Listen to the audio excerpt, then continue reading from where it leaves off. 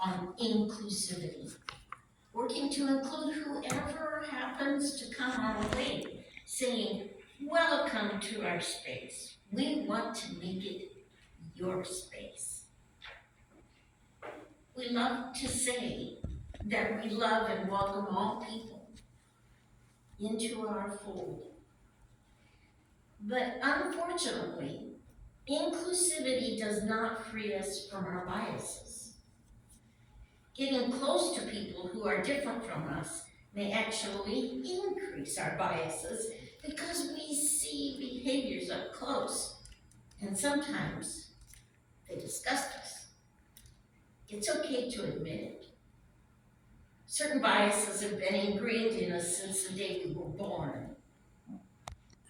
Sights, smells, sounds, tastes, and touches trigger deep emotions in us. And sometimes those emotions are negative. Now, I have worked a lifetime, and I imagine you have too, trying to free myself from all of my biases. And still, when I meet a certain person, when I notice that they haven't had a bath for weeks, when their hair is unkempt, or their voice is too loud or too whiny, when they are too needy, or they talk too long, or they keep touching me, or their breath is disgusting, or even if they have a physical impairment, like a twisted body, a crooked leg, a vocal slur, I am disgusted. Even after years of working with disabled people, with homeless people, with sick and dying people, with people of other colors, of other cultures, of other nations, of other religions, the first thing that happens is that I am hit with a combination of senses that give me an innate emotion I can't control. My first reaction is, get away from me. Now, I don't say these things out loud. And I've learned to switch away from those innate reactions pretty quickly, but they're always there. That is bias. And if anyone here thinks that they don't have it, come see me after the service. I will bow down to you as one who is much holier than I am. That's how the Jewish people were reacting to the Samaritans in Jesus' time. How could they just turn off 500 years of distaste, distrust, dislike, and disgust? The lawyer who heard Jesus' story couldn't even bring himself to say the word Samaritan. His remark has a grudging sound to it. Well, I suppose it is the one who showed mercy. There was a reason for this enmity. There always is. The Samaritans used to be Israelites, but they broke away and fought against Judah until they themselves were conquered and scattered throughout the world, never to be a nation again. The Samaritans were people who remained in the land, married outside their culture, and absorbed other religions into their Jewish faith. They had an impure faith, an impure culture, and performed unclean acts. They weren't Gentiles exactly, since they had the same origins and revered the same ancestors as the Jews. But they were reviled, just the same.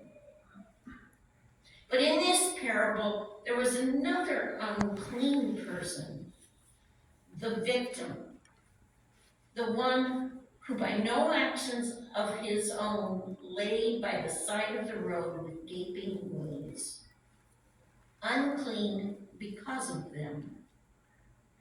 The priest and the Levite could not touch him without performing ritual washing of their entire bodies. They were disgusted by the victim as they were by the Samaritans. They likely had business to conduct in Jericho and didn't have time for rituals. Interestingly, the Samaritan also had business to conduct. But the Samaritan also was different, already unclean by Jewish standards. He didn't see the victim as unclean, only as in need of care. Likewise, with the sex worker who picked up the victim and put her in her car, already steeped with the smell of cigarettes, beer, and semen, and took her to the hospital. Who cared about the blood and mucus? This woman needed help. Of course, we know who in this story is the neighbor. Was the sex worker loved as much as she loved the victim? Probably not. She was still seen as unclean, dirty, and of bad repute. But Jesus always collides with our cultural assumptions and says, love your neighbor no matter who she is. She is the one who can cut through our biases and teach us a new way of life. Now in Luke, parables or stories or tales always come in pairs. The second story puts up in us a commonplace setting where we can examine the flip side of the coin.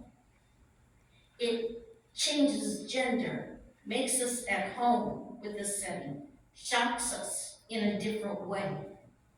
Now, the story of Mary and Martha doesn't switch genders quite as well as the Good Samaritan, because we still have assumptions that there is a woman around to cook the meal. But the story of Jared and Jeff might just wake us up to the biases we have. In our world today, at least in North America, we are skewed to one side of the scale. It is virtuous to be busy, to be working, to be taking care of something or someone. We need to work 12-hour days and then come home and get on our cell phones and check our social media accounts, conduct some business over the internet, take care of our accounts, order in fast food, be on committees and boards, watch the news to find something else to be angry about. And this, my friends, has led to our political and social dilemmas that we have created. Do we have time for our neighbors? Do we have time to sit at Jesus' feet and listen? Do we have time? If someone like Jeff stops and takes a break, sits where we would all like to be sitting, we think he is lazy, not pitching in where necessary. But Jesus says one thing is necessary. Love your neighbor. Even enough to hear them, to notice their wounds, to see Jesus in them, to honor and care for them, no matter what others say. This is very obviously, in Jesus' eyes, a virtue that collides with our biases. Oh, we can't get rid of our biases. We can't even see them. Jesus knows this and continually, lovingly calls us to try again. We can learn to ask God to reveal our biases, and when we find them, how they impede our relationship with Jesus. We can confess them, seek forgiveness, and keep trying to do better. Who is your neighbor?